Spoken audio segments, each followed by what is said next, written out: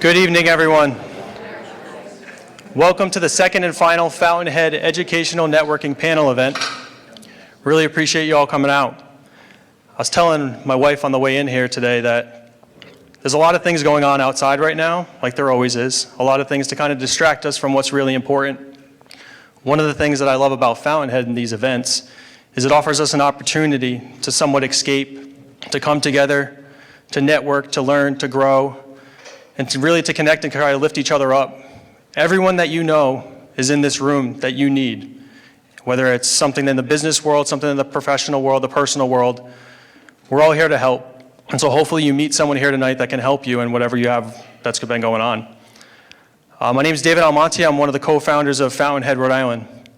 For those that don't know, FountainHead Rhode Island, our goal is to connect like-minded, diverse individuals that share passion, the vision, and ambition for moving not only Rhode Island communities forward, but communities all over the country.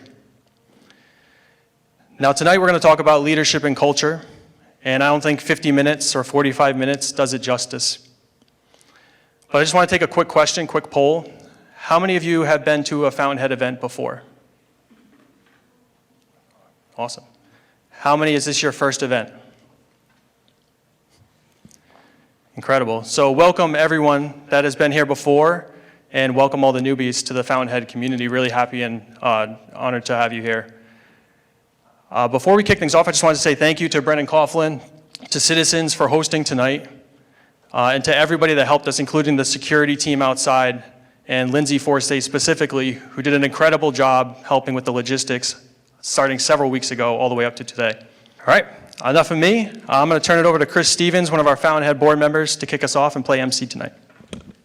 All right. How you doing, everybody? So first of all, thank you all for attending. I think everybody is obviously very excited to hear from the panel. We have a great attendance, so a testament to obviously the crowd that's sitting up behind me. Before I do the introductions, I just want to thank our sponsors. Without the sponsors, we couldn't host wonderful events like this.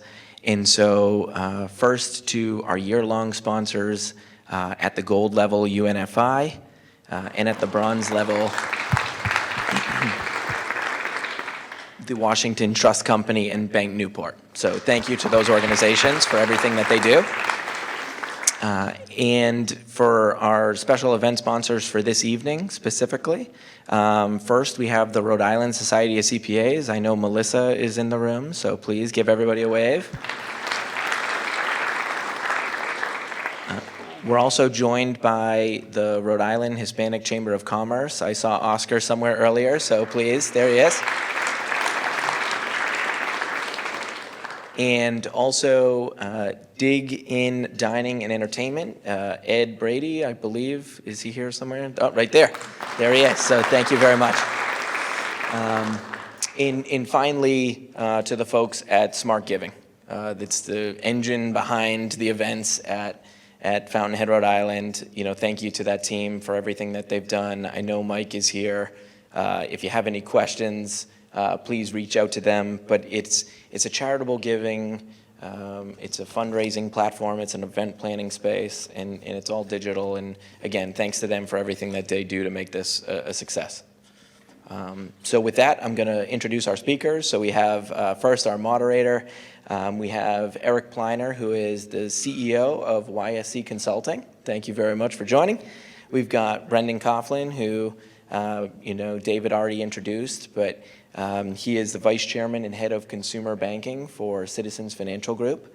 We have Margaret Hartigan, who is the CEO and founder of Marstone. And last, we have Leslie Hyman, who is the CEO of Circa. So thank you very much. And with that, I'm going to pass it over to Eric to kick us off. Thank you so much, Chris. It's a pleasure to see all of you. Thanks for coming out this evening, and a pleasure to get to meet all of you in person. We said tonight we're going to talk about leadership and culture in the workplace, a nice, succinct little topic that we can absolutely cover from soup to nuts in the next hour or so. But looking forward to hearing from all of you and to getting some of your questions later on in the program. Let me start off with what might seem like a really basic question. What's leadership? We talk about leadership and culture in the workplace. What's leadership? Margaret? Well, I think leadership is trying to be a good role model, but also be an empathetic, servient leader to your team. So we're all different people from different backgrounds. We all have different insecurities. We all have different superpower strengths. And I think something that I try to work on, I don't know that I'm always successful on, is like trying to identify the superhero talent of individual members. I think what we have at our little company is incredible diversity. I think most big companies would kill and probably hire people like you to figure out how to do it. And I think we've created a culture of empathy and also mission driven, even though we're a financial technology company. So I think we've done a good job by identifying leaders that also try to serve the individual as a person as well as the mandate that we set before them. Beautiful, thank you. Leslie, how about you? That was beautiful. It's hard to follow that. What's leadership from your perspective? So in some ways, I represent this interesting dichotomy because I spent most of my career working in very large corporations. Sure, I'll name them so that you kind of have a feel of it. I worked at AIG for, I think, 9 years, and MetLife and Swiss Re. So all in the insurance world, but very, very big global companies. And now I'm founder, CEO of a smaller company, very small company. And like Margaret, our company, we take very seriously the sense of respect, care, empathy, listening, certainly diversity, but that just happened. Mm-hmm. All of that is part of our DNA. What I found in my corporate world of what is leadership is it was sort of synonymous with, a leader was synonymous with their role. So if you were CEO, you were a leader. If you were head of a division, you were a leader. And I never really bought into that because it's leading by example. It's leading, and in fact, there can be people all over at whatever level who are leaders. And people will go through walls for them because they act with a sense of responsibility and the gravity that their role deserves. But most of it is about empathy, listening, caring, and showing respect. So I take that really seriously, and I hope that our larger corporate worlds are moving in that direction. I think they are. I have some optimism around that. Thank you. And Brendan, you're representing the largest organization among us on the panel today, and you're a leader at the organization that we're all visiting. Tell us, what's leadership? Yeah, I guess to me there's a difference between what is leadership and what is effective leadership. And maybe what I mean by that is, at its simplest form, leadership is the ability to kind of paint a vision and motivate diverse groups of people to work together as a team to achieve an outcome. And probably added on top of that is maybe to achieve things they couldn't otherwise have imagined on their own, to kind of get the best out of people.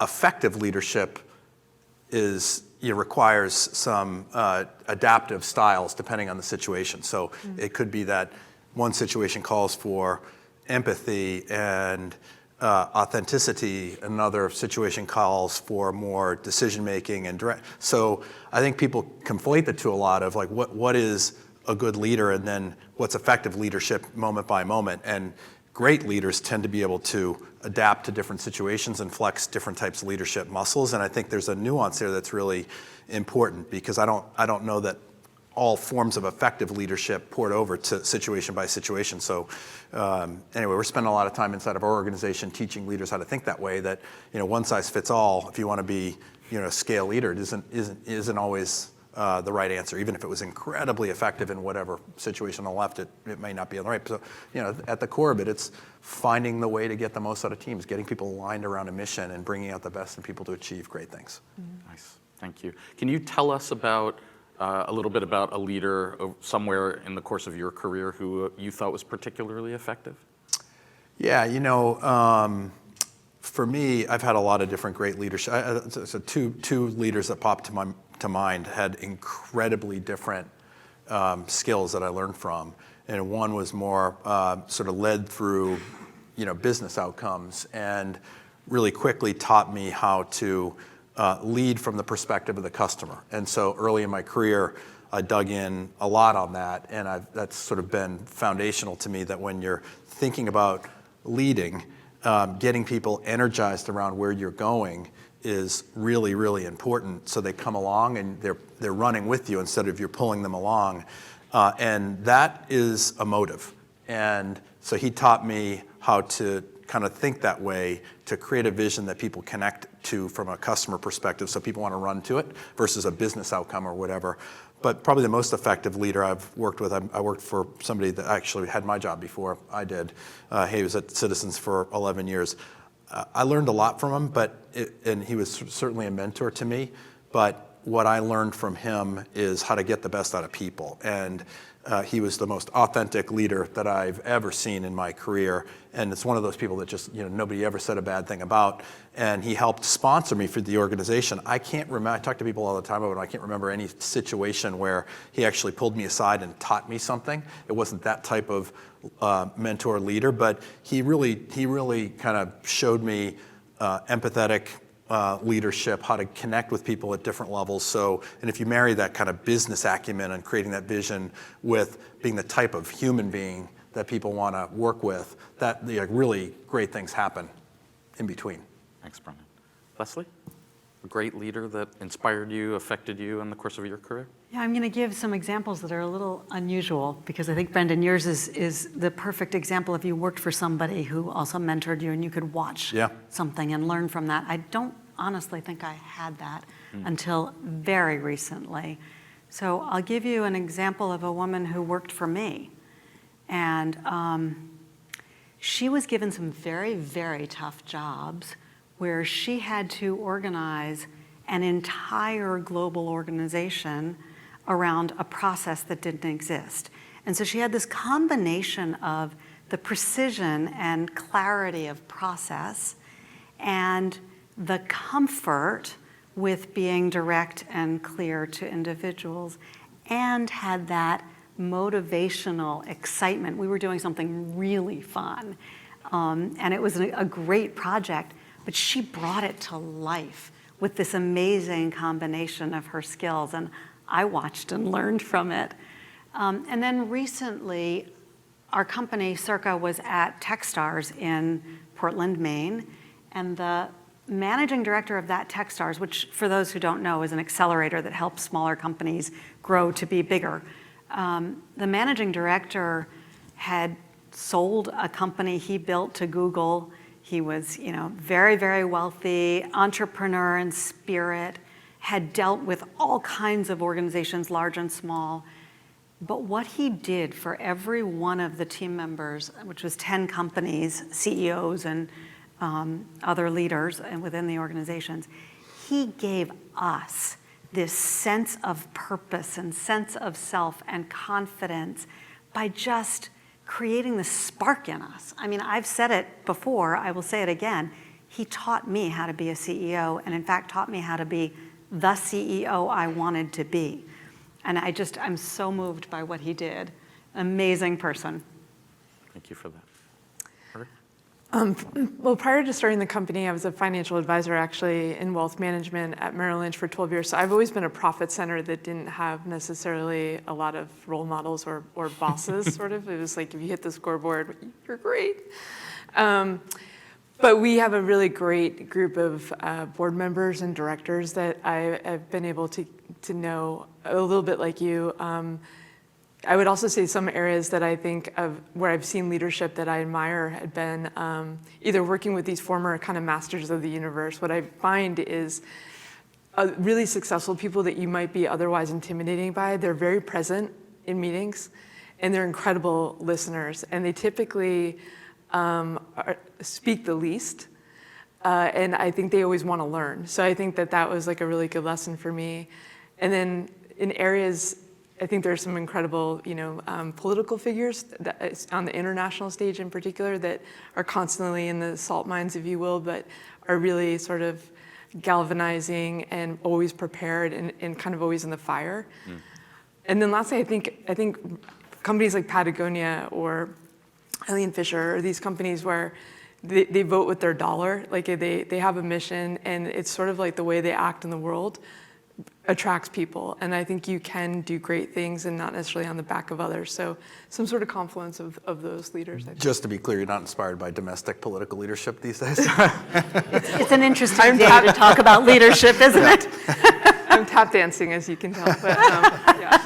But it's real. I mean, that dilemma is a challenging one for any of us in leadership, which is to say that, I'll give you a real example. In my work, I coach CEOs, primarily of Fortune 500 companies, and one of the most consistent themes that I've been hearing from them lately is, we know in the next 18 months, 50% of this country is going to be unhappy with the outcome of the next election. That's interesting. How do you lead during a period of such incredible macro division that may translate into division among your employees, among your customers, among the communities that we work in and serve? Well, I'll throw myself on that landmine. Yeah. I will say that it goes back to what Brendan said, I think, that kind of mastery of empathy, being sensitive, all the strong qualitative leadership skills. But at the end of the day, you're a leader because people need leadership. And I think that on some levels, as a country, we're at the polar extremes, right? No matter who you talk to on a political party, they're always talking about they.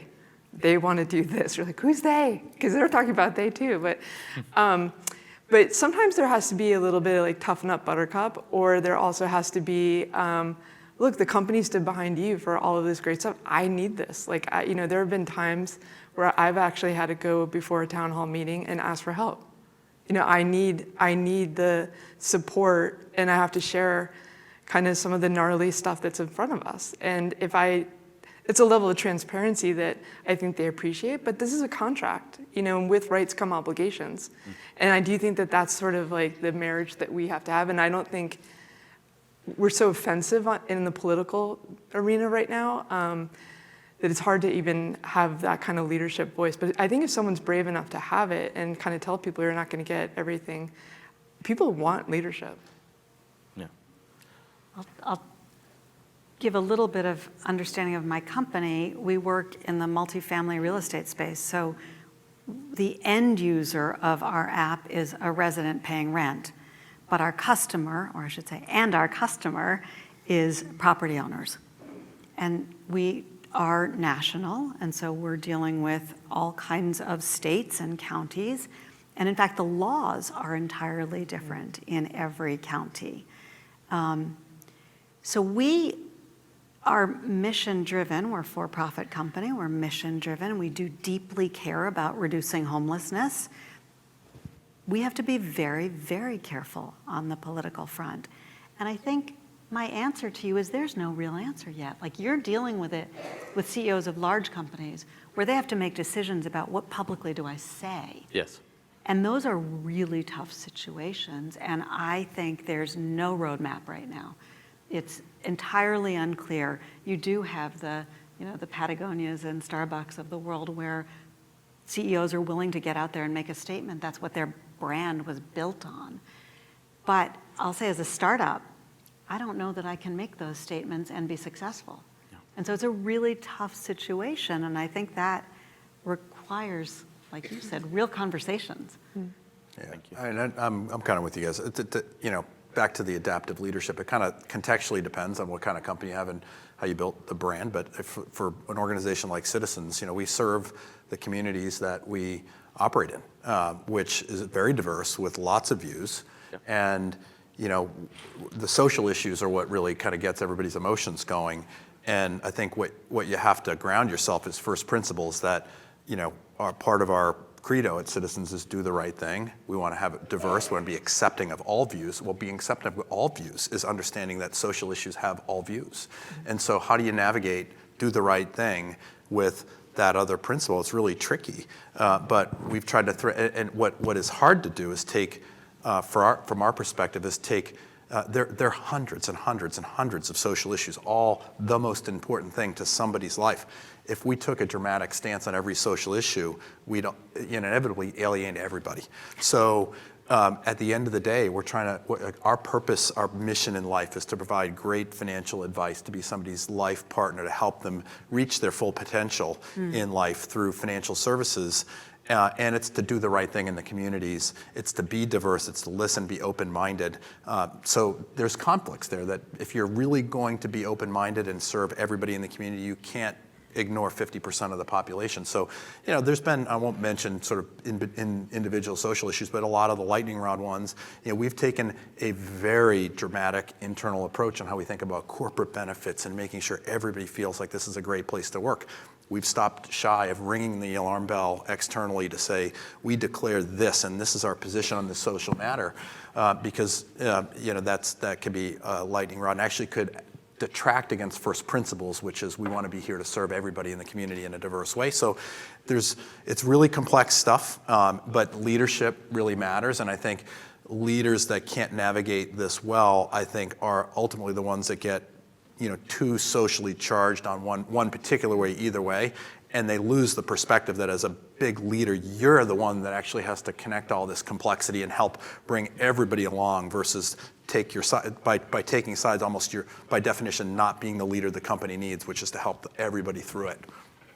All three of you are giving examples of times when you went back to your mission or to your purpose or to the role of the company in not only serving its customers, but in serving the communities that you're a part of. What advice would you have for those of us who want to think about understanding our own purpose or mission in our leadership? Well, I've just been reading this book called The Way of Integrity by Martha Beck. I don't know if anyone's read any of her stuff. She was Oprah's life coach, apparently, too. But one of the things she talks about is the minute you have two people together, you actually create culture, and culture actually starts defining you both positively and negatively. But one way to kind of figure out if you're living your purpose or you're in alignment is like, do you have that full body yes? Like if someone asks you to do something, do I feel like a full body yes about this? And it sounds maybe kind of woo-woo or whatnot, but I think we spend so much time in this hyper-frenetic world with technology that a lot of times I think we're doing stuff we don't even know why or where or for what purpose.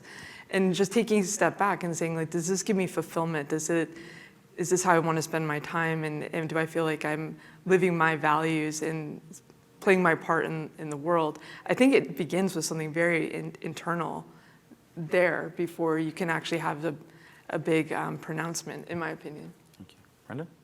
Yeah, I mean, I guess, we have 22,000 people at Citizens, and 70% of them report to me because just the size of retail banking and our 1,200 branches and wherever else. So when I think about leadership and my purpose contextually inside of Citizens, of course I have to make big decisions every day, but I don't actually view that as my leadership mission and purpose.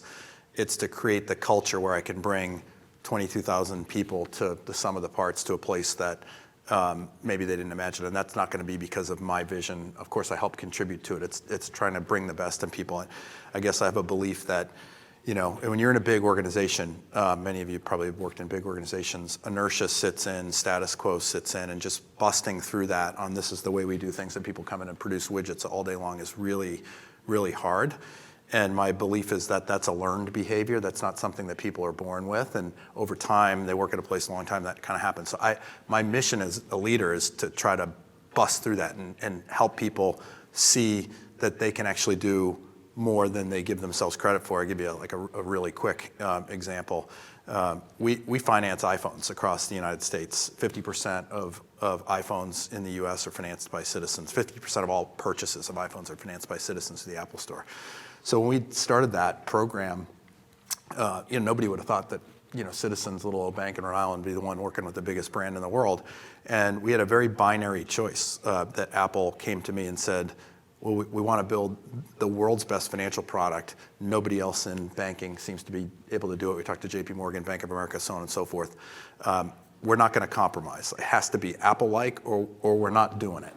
And at the time, I was running the student loan business at Citizens, and we're having a lot of success, but I brought a bunch of curmudgeon-y people. Literally, they're like the most curmudgeon-y people I've ever worked with in my life. Tell them this to their face. Yeah. Are they here? In the room. I don't know. I don't see anybody, but I brought them in a room and I said, guys, if we were going to do this at Citizens, we would create this vision, and then you'd come up with 75 reasons why we can't do this because of legal, we can't do this because of risk, our regulator said this, that, and the other thing, and we would have diluted it down to something that just wouldn't be worth bringing to market. And so I'm going to, out of a forcing function, tell you that it has to be perfect, and I don't want any excuses. And it took 25 rounds, but we finally got there, and halfway through the process, it was a couple of weeks, I saw something amazing happen with these people, is that they went from the curmudgeon-y, I don't want to do this, to like actually energized and on the whiteboard and creating stuff. And it was out of that forcing function of, it's a binary choice. And so for a long time through Citizens, I was trying to figure out how to package that. So I created bracelets of what would Apple do to get people to think in that mindset and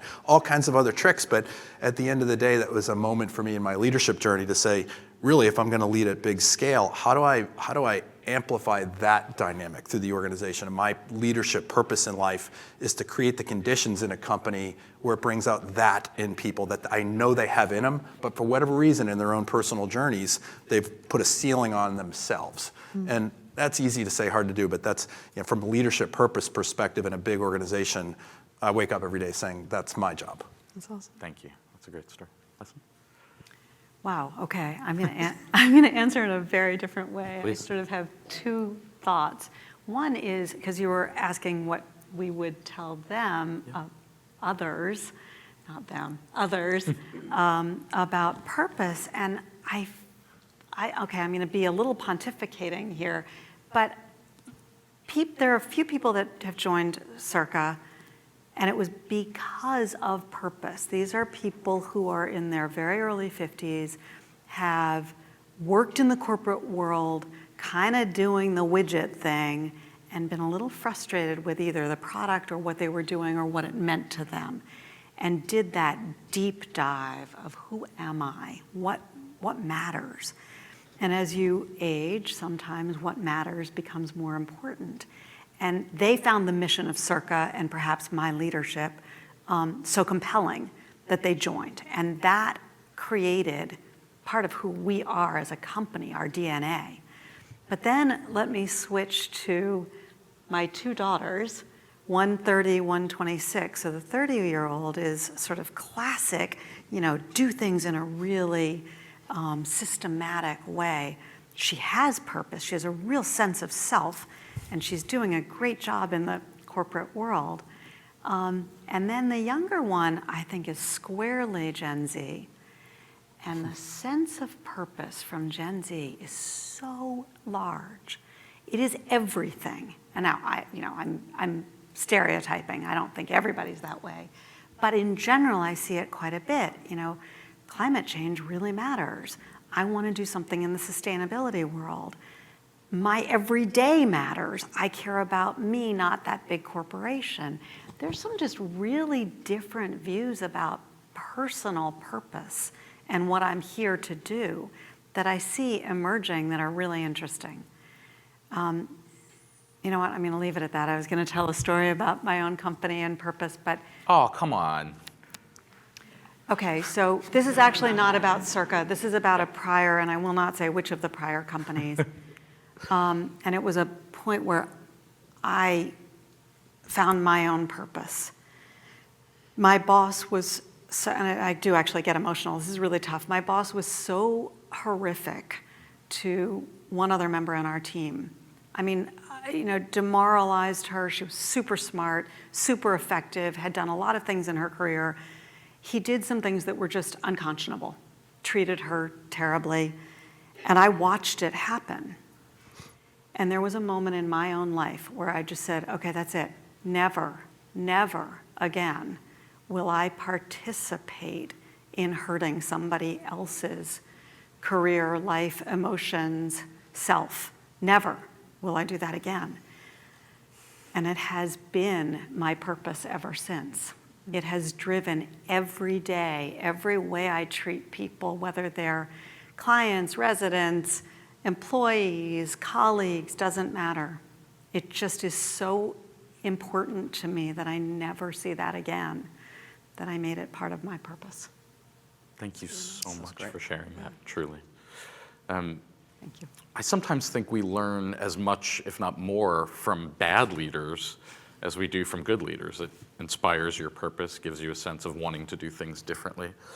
There are some people in the field of culture development that say that culture is defined by the worst behaviors that we're willing to tolerate. Have you seen that show up in your organizations or in organizations that you've been a part of in the past? Brendan, you want to start? Yeah, of course, and I think that's a true statement. And yeah, and sometimes bad behavior takes on, like it gets amplified to the organization of being accepted as a for me, kind of the old school leadership style, pound the table, is an example that doesn't really work that well in the workforce today. I don't know how I survived this, but I was 25 years old when I started at Citizens, and our current vice chair, my first meeting, it was a weekend, and I walked into the meeting and I gave him a PowerPoint of my view on something, and he threw it across the room. I was like, 60-year-old vice chairman. He said, "Hey kid, I don't do decks." I said, "All right." Came back a week later with a financial discussion with him, and I'm no dummy, I didn't have a deck. So I kind of started talking. He said, "You came in for a financial discussion with me and didn't bring a deck?" And he was just like testing me out. And I was 25 years old, so like petrified, this big giant office, mahogany office. But like that's an example. And at the time at Citizens, that was pervasive culture through the organization, because that's how the tone that he set from above. And so those types of things stay in my memory and sometimes you can underappreciate the shadow that you cast. And if you have a bad day as a leader, it can take on a life of its own. And as leaders of various different organizations, I think you have to kind of set reminders for yourself. Anybody can get wrapped up in a particular meeting or conversation, but you have to make sure that those things don't turn into something bigger, and you have to measure yourself, because one mistake can snowball. In this case, this was just who this guy was, but that type of behavior runs through, and I think it's very, very true that if that's the tone set, that it immediately permeates down to the organization. Thank you. Margaret? Yeah, I think you can have, I think what Brendan experienced, having that person that's like bombastic and demoralizing, eviscerating, that's certainly not good. I also think that you can get into this like endless codependency of managing emotions and feelings too. Like, is this the day? Do you think we can? What if we ask this way? That can take on its own negativity too, I think. So I wish I knew more. There isn't a handbook. I don't think. And to Brendan's point, your bad day can kind of cast a gaze, but a good day too, you can galvanize people. So I don't, when you have a startup, they say like be careful with like your hires because everyone's so critical, and one can actually really just ruin the entire apple cart. And I think sometimes when you have difficult people, it's not easy to do as a leader, but it's better to actually address it immediately because it does metastasize, and it can take on. It can be your undoing. You lose good people too when 1,000%. People perceive that you're accepting it. Then, Yep. I don't want to work here if this is what the culture is getting built. Yeah, and people rarely complain. People leave. Whether it's clients or with team their feet. members. Yep. So when someone does come forward with that sort of, as long as it's not the person who's constantly agitating, but when someone, it's an act of bravery and courageous, and that they are speaking on behalf of so many. Yeah. Thank you for that. Leslie? So I'll give some real life examples of some individuals. I'm not sure I'm going to use the bad apple term, but individuals who created some cultural problems. And it did happen. I mean, our company is very small, and we had somebody who was causing some real stress and trauma within the organization. But it's so interesting. In the startup world, the language or the motto is hire slow, fire fast. That's the motto. And I really sort of bucked it. I just said, I don't believe in that, because I have such a sense of you have to respect people, and different people learn in different ways, and different people grow in different ways, and I want to nurture that and support that. And so with this person, she stayed on for a long time. And I'm really actually very proud about the way she left. It was not a firing. I did not do that. I helped her understand that she was no longer feeling excited about our company. And she actually said that. She said, when I started, checked every box, and she's very, she cares deeply about her future. And then she said, it's now checking none of the boxes. And so that came from a period of time and real one-on-one conversations so that she knew it was time. And that affected positively the rest of the organization. So I do think that the fire fast is sort of that old world. I don't really believe in it. I mean, sometimes it's the right thing to do, but in this case it wasn't. And the other thing I wanted to talk about of sort of history and style and culture is PTSD, work PTSD. Wow, it's so strong. People feel from their own histories, and it affects them usually negatively.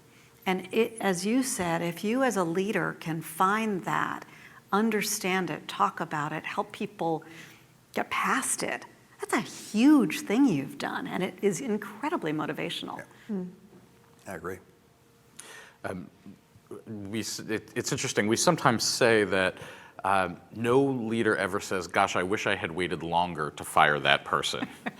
Well. And yet, the paradox between someone who is a high performer but culturally destructive or undermining can be a really tough one for a leader. How do you navigate the challenge when you've got someone who delivers great work, but in the words of a deck that was attributed to Reed Hastings at Netflix, although created by a team there, is a brilliant jerk? What do you do with a brilliant jerk? Wait, he was a classmate of mine Reed was? in high school. Was he a brilliant jerk? No, you don't have to answer that one, actually. But He was a sweetheart. yeah, and I think there's a lot about the Netflix culture that reflects that, actually. You know, it's not unusual that a lot of the leaders that get a lot of attention in popular culture are those that are known to be brilliant jerks. What do you think, Brendan? You know, I think culture over all else, and I think the story that you shared is a good way to thread the needle of if you see somebody going off course, you know, first choice is to try to bring people back in the boat or help them find out for themselves is not the right place for you. But at the end of the day, you know, I mean, I deal with this almost weekly. Somebody that's a great producer or a great executive or whatever, but they're just not driving the culture, and you wind up with more people at the water cooler talking about that than actually trying to move the business ahead. And you know, I'm sure everybody in their career or personal life has been part of a high-performing team, and the one thing that's almost always true is that it feels like family, and it feels like people are in it together and firing on all cylinders. The second there's a chink in the armor, it turns into a job. Yeah. And the second it turns into a job, you can't do great things. And so for the sake of the whole organization, if you have that, you've got to see the bigger picture. You're reacting to the micro issue, which is somebody is performing or putting good results up, but you're missing the fact that there's contagion in the entire system based on that. And great leaders see that, and they know how to think about the bigger picture and not be so worked up about whatever situational stress it's going to put on the organization by cutting the cancer out.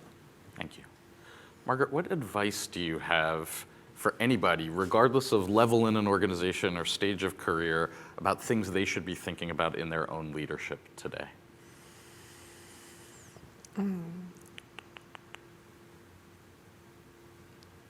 I would say, I think getting your own mentors and your own coaches is actually one of the most important things, because sometimes as a leader you don't know what you don't know, and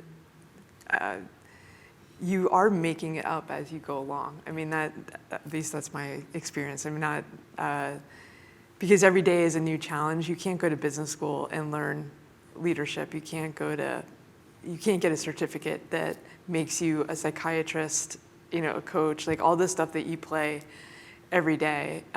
Also maybe get a therapist, because your spouse or partner is going to get really tired of hearing about it too. But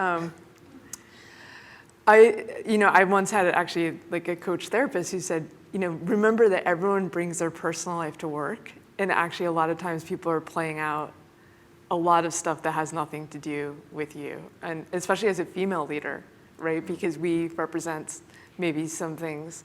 She used to jokingly say, I wish you could ask them about their mother before you hired all of them. I don't know if I should be sharing this, but. So I think being vulnerable in a safe way of asking for leadership and asking for guidance, if you find people that you really admire, and they don't have to be in your same industry. It could be a child's coach. It could be, honestly, like some of the best advice does not come from our industry. I don't get a lot of satisfaction from like the latest business book. It's sort of like a busman's holiday to me. I'm like, oh my God, what am I going to do? But ask them for their advice, because whether it's running a local store or whatever it might be, they're entrepreneurs, and they are, maybe someone runs a family the way you really admire. They're blocking and tackling in a lot of ways that you admire. Try to figure out, like, how do you not blow your stack? Like, how do you not have demoralizing, shame-based language? Like, all of these kind of things. So that's what I would say. I would invite your own little personal advisory committee that you check in with and you share. I think most people, male, female, ethnicity, whatever gender, people have, what is it, the bias, where you think that you're not an achiever, the imposter syndrome. A lot of people have that. A lot of people who you think of as extroverts are really introverts, like actually myself. Like I have to replenish by being by myself a lot. But I think doing that, because what you'll find is like everyone is insecure. Everyone probably doesn't think they're good enough.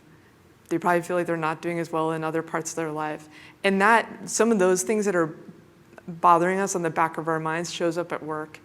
And so if you can find some of those things to self-assess and get guidance of like how to do that. The other thing I would say is block off time in your day that's for you to like just think, or maybe people who do Monday, Fridays, no meetings, or like for me, I really have to be done by the middle of the, like really heavy brain work by the middle of the day Friday, because I'm starting Sunday, you know what I mean? And not to seem like a slacker, like to Brandon and everyone, but like I'm spent, you know what I mean? Like I get on a plane again tomorrow and I'll be gone for another 5 to 7 days, and it keeps going. And I'm no good to anyone if I keep doing that. So I think for women too, it's really hard to do that, but like, if you even come up with fake doctor's appointments or something on your calendar, but literally having this stuff is super duper duper important. And you'll find all great leaders, we won't ask Brendan, but all great leaders have this stuff or have an assistant that like blocks and tackles or plants stuff in there. And it's absolutely critical to wellness. And you're teaching your team to put their mental health first, which I think is becoming critical. Yeah. So that's my TED Talk. Fantastic, thank you. That was great. Well, and I think we have a great moment right now for everyone in the room, which is that you have about 15 minutes with a personal board of directors that you can ask any questions you want to ask about leadership, about culture, about your own journey. So I'd like to open the floor to questions for anybody that would like to ask something of a member of our panel. In the back, please. I think someone's coming to you with a mic.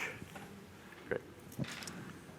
How does culture show up in a remote workforce?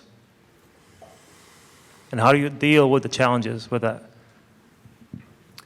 Yeah, I mean, I think everybody's struggling with that right now. I think it absolutely can show up in a remote workforce. It's much more challenging.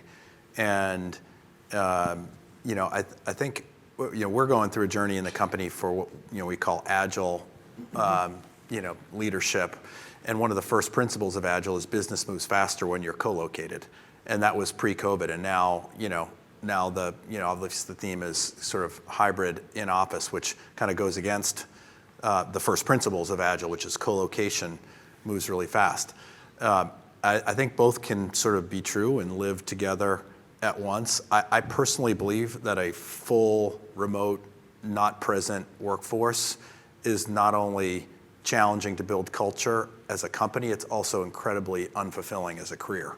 And I think people have convinced themselves that they can be more productive personally. And I think that's true in any given day, but it's not true in any given year. And so now the world we knew is gone, of working 5 days a week, 9 to 5, waiting for your boss to turn the lights out, hiding behind your cube until they're on, then you leave. Like that world's gone.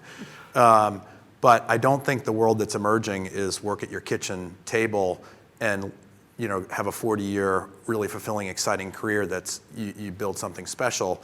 Humans are humans. They like interaction with one another. They build culture. They build teamwork, camaraderie. It's really hard to convince me, at least, that you can do that over Zoom sustainably. So, but if you've got this hybrid, if you've got, it's back to purpose. What's the purpose of this whole facility? It's not to go sit in your cube and work by yourself all day. If that's what you're doing, go home. But if you're here, if you're on the whiteboard, if you're talking about best practices, if you're building camaraderie, if you want to, part of leadership is getting people to come along. Leadership's human. People want to follow people they like, they trust. That's easier to build in face-to-face settings. So, we're really thinking about purpose of the workforce and bringing people in for those moments that build that culture, that solidify it. If you have that tight culture, then it's perfectly effective from time to time to be remote. And people are just as effective, and that quick phone call happens really quickly because it's built on a foundation of culture and trust and personal relationships. So I think the hybrid can work, but personally, sort of standalone, forevermore, remote, the gig economy, like that can work in pockets for small little jobs. For a career, I don't think it's going to work because it's not going to facilitate. You could look at any McKinsey study, any other HR study in the world. World-class companies have world-class culture. You look at S&P multiples. It's the top 10%, the top 20% have the highest valuations in the world. Try creating that on Zoom.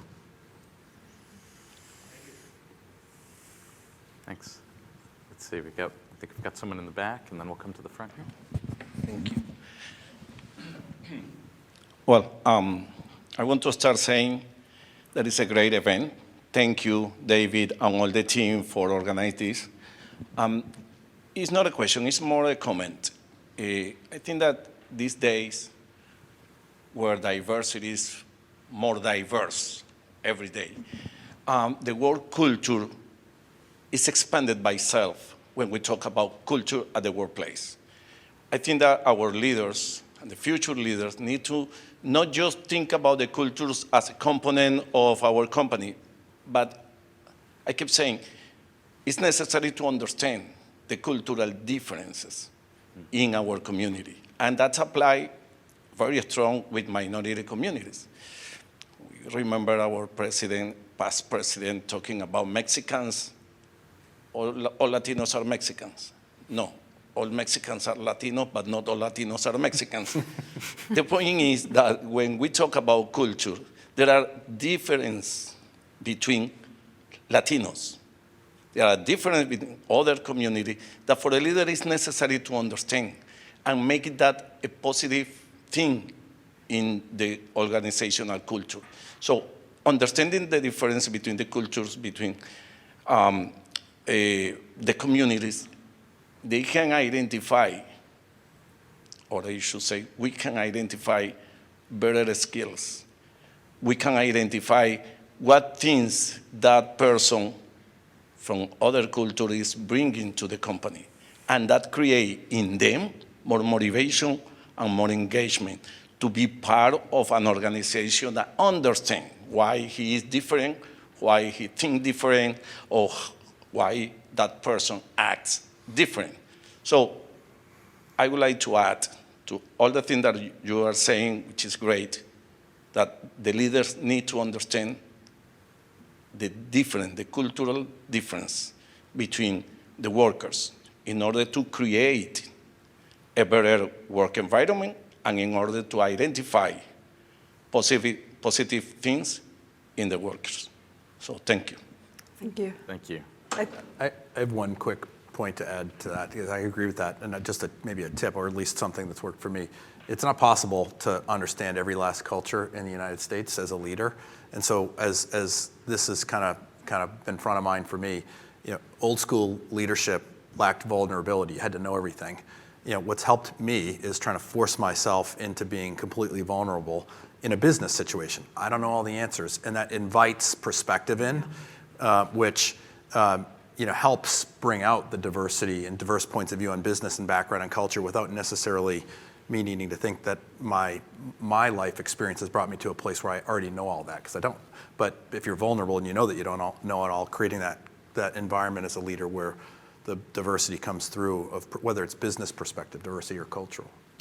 Yeah, I would also say thank you for that comment. I think that that's completely spot on. I think, I guess tomorrow is National Rhode Island Day. I don't know if everyone was aware of this, but so we were putting together a little post, and I'm like the dork that goes around the office like, hey, do you know there's 55 languages or more spoken in the Providence Public? They're like, okay, cool it. It's home of the first synagogue. Like, so now you know a little bit what our post looks like. But one of the reasons I'm from New Hampshire originally, but I grew up in Rhode Island. During the summers, my maternal grandparents were from Cranston and Woonsocket. And we grew up coming down here, and we actually were very intentional of opening up a design and development studio. So really quickly, Marstone is a digital wealth and financial planning and inclusion platform. Our clients are institutions, like hopefully citizens. And then, but we serve lay people like all of us who are looking to make sense of the madness of investments and planning. And so having grown up in Rhode Island, and I went to school, I went to Brown, and I decided, you know what, I believe there's smart people everywhere, having lived in San Francisco and New York. So this idea that you have to be in Boston, one of these places, Austin, it's total bananas. And then secondly, I knew how creative the class was here, what a creative class there was in the state, not just Providence. But part of it, very truthfully, is it's Providence is a port city. All port cities by nature have a lot of diversity. And I really believe that, to your point, there are a lot of superhero strengths. So again, we try to figure out what are the natural benefits of an area. Well, language is one of them. Culture is one of them. And if we are working with institutions like Bank of Columbia and other folks who are working internationally, how cool if we can have call centers, or writers or people that are here. And so, like Leslie, we're a mission-driven company. We want to really enhance financial inclusion and wellness. We think you can do that without doing it on the back of others. And we believe that truly transformational endeavors in life happen when you have collaboration between government, private sector, and education. And what better place is it than Rhode Island with all of the schools that we have here, CCRI, URI, Providence, et cetera, and then the diverse culture. So I think there are things that we can, encourage our local partners who are here in the state of Rhode Island to really embrace and lean into the diversity. Like to Brendan's point, we're not going to be an expert on everything, but if we demonstrate that we have open arms and want that inclusion, I think it's going to lift all tides and all boats. Well said. Nice. Thank you. I think we have one in the front. Yeah, just following up on the points, a couple of things. I do appreciate some of the points you made. The one about adaptive leadership to fit the situation is, top of the mind. There's no such thing as a standard way.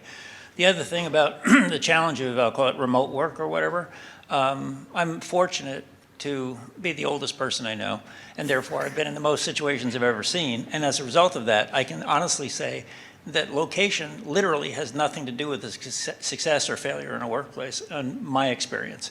I will also say that the challenge of diversity is one thing, which is a good point. You all have different cultures, but I think the two of you really hit a point about everybody needs to feel engaged somehow, and you have to feel part of something. So what the real challenge to me is, and you're all leaders in a sense, and you've all been part of what I call really successful, at least projects or whatever, and you know that feeling. So you put together a team. They weren't together initially, wherever they came from, doesn't matter. But at the end of the day, they were passionate about what they were doing, they were committed to what they were doing, and they were probably highly successful, no matter what the outcome was. The trick to that whole thing as a leader was somehow, as leaders, you managed to get what I call alignment of purpose in that team. No matter where they started from, you were able to do that. So my question is, what were your best strategies for getting alignment of purpose in those teams that were able to generate great results? Well, I'm joined by two colleagues tonight who are both Rhode Island residents. I hope that I've created a culture where they can actually push back on me and also tell me where I have blind spots, because different parts of the organization behave differently, almost from an anthropological viewpoint. And sometimes I come up with ideas that are good ideas, and sometimes I come up with ideas that are bananas. And sometimes I can push too hard, or sometimes the team needs to know, like for instance, we talked about remote work when we first started, and I said, I'm optimistic. I think I'm going to be able to get some people back a bit more than they are now. I think part of that is setting out a goal and how you back into the goal and how everyone in the organization contributes to that goal. Because when we are a technology company, one of the risks that I think we get into, and John and Ben and others tell me if I'm wrong, but we can create this us-them thing within our own organization. Well, development's not giving us this. Products doesn't have the requirements with this. Sales is overselling, blah, blah, blah. But if we get back to what's the alignment of the goal, how do we all, and it's okay to have financial incentives for certain stuff too, but if everyone can see how they play a role in it, they're gonna wanna come back and do some of that whiteboarding and having that, like, let's go for lunch or that. That stuff is pretty difficult to do only via Zoom. And then what's also really hard is how do you cultivate the younger people who are just beginning, who don't have the soft skills? Because soft skills are, I think, an incredible weakness right now. And people talk about diversity and minorities and women and whatnot, but some of it is not being an extrovert and knowing how to articulate voice and when to push back. So soft skills, I do not think happens in Zoom. And all of us have such Zoom fatigue that most of us don't want to take on another meeting with it. So I think it's aligning a clear mission and then backing into how do we achieve the mission and how do you all play a role and what's your jersey and what's your number. Those are all great points. First of all, thank you for that question and the way you phrased it. That was quite elegant. I think that what I did that works for this organization is partly in the hiring. My enthusiasm, my excitement, my belief in what we're doing, that alone gets people, driven and thrilled about what we're doing. But then on a day-to-day level, setting goals is so important, and figuring out how to communicate as a team is so important, particularly as we are more remote. What I've done is often listen. So I have enormous belief in my team, and so I ask them for help, which, by the way, the Techstars leader, he actually said, the most important words you will ever say is, I need your help. And he had to teach me to do that because I always felt I had to do it myself, as many women in business think. By learning I need your help, that allowed me to actually seek the help of these incredibly good, strong people on my team. And then it was important to listen. And that has helped us as a team move forward. So for example, each of us post our goals for the week. We live on Slack and we live on Zoom, but we post our goals for the week. That means that every single one of us knows what the other one's goals are, and they know what my goals are. So my job is to make sure that the company goals, which should be my goals, are aligned with everybody else's goals. And then we do some other things. We have stand-up meetings, so we'll have, if we're doing some sort of a sprint, we will have 15-minute meetings 4 days a week. And that gets people aligned and motivated and excited. And then we allow for those very quick meetings to lead to the bigger ones when needed. So all of those are just tools, but mostly they're about being clear about what we're doing and knowing how to communicate and knowing how to let people do what they do well. I don't want to repeat all that because I think it's really well said, the kind of the conditions of getting people energized to contribute. From a top-down purpose mission standpoint, I would say there are obvious situations where the mission is obvious and it's magnetic and attracts people to it. So example for me, in the middle of early stage COVID, PPP, many people remember that, the government program around giving money to businesses. I didn't need to convince anybody of the purpose. Our job was to get our customers up and running, save their business.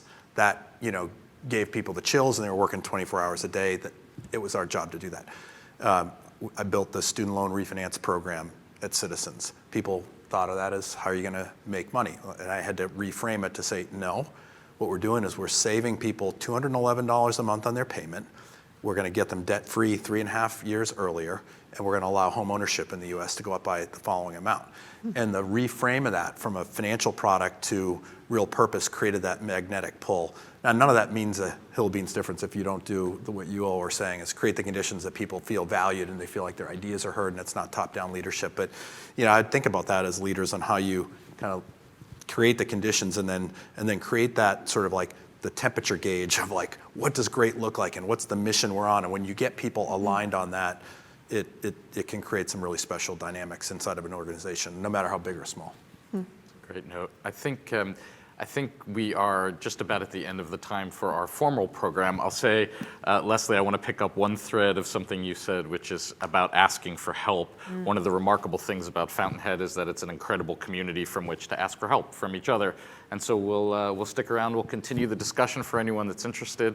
But I want to say thank you to all three of our panelists, and happy Hispanic Heritage Month and happy almost Rhode Island Day. Yeah, all right. And thank you for being a great audience. Thank you.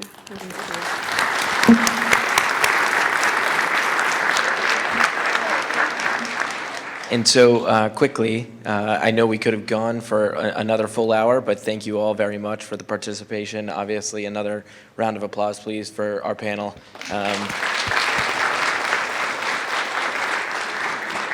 Again, a great discussion. So as Eric just mentioned, we're going to be stepping out of this room. We have a networking evening planned. There's going to be food and drink, so we invite everybody to stay, continue the conversation, hopefully get some of those questions answered that I know we didn't get to.